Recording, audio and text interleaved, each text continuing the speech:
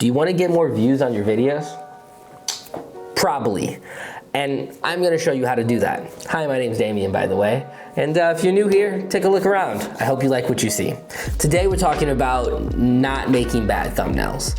So first of all, I wanna explain what exactly is a bad thumbnail. A bad thumbnail is a thumbnail that, one, doesn't connect the viewer to the content inside. In other words, if the thumbnail has nothing to do with the video, it's a bad thumbnail. It doesn't matter how pretty that thumbnail is or how many hours you spent photoshopping that thumbnail.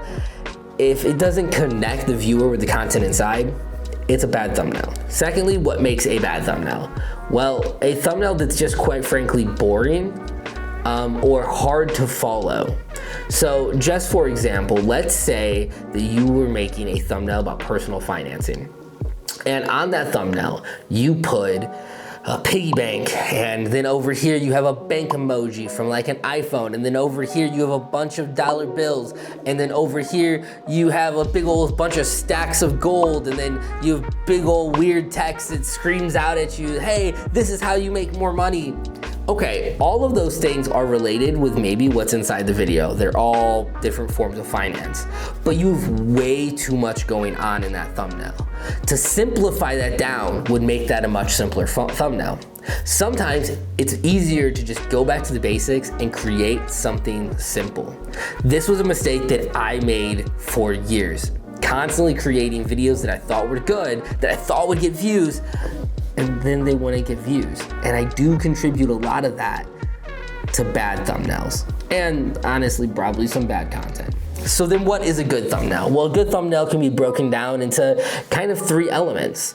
You, the person, some simple, easy to read text, and something that connects the audience to the content that is inside of that video. So for this thumbnail, for example, I use a simple color scheme. I chose this kind of gray and black gradient with the neon red stop sign.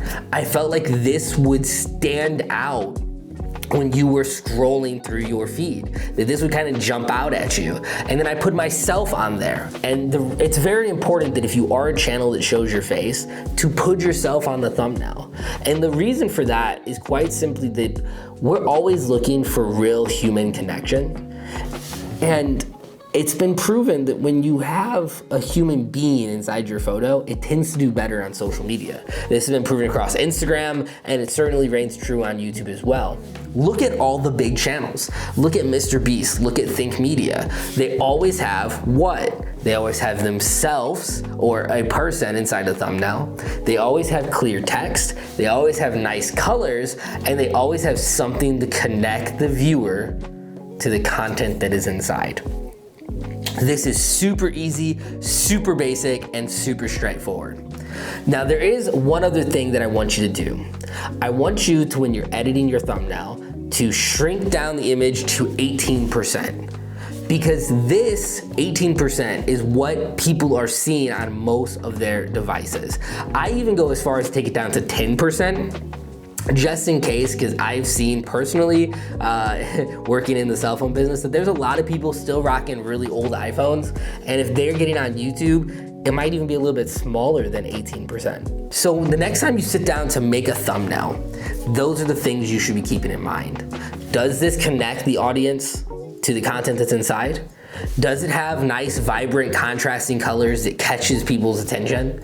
Am I on it? Is it overcrowded? Am I doing too much with this, and can I simplify it?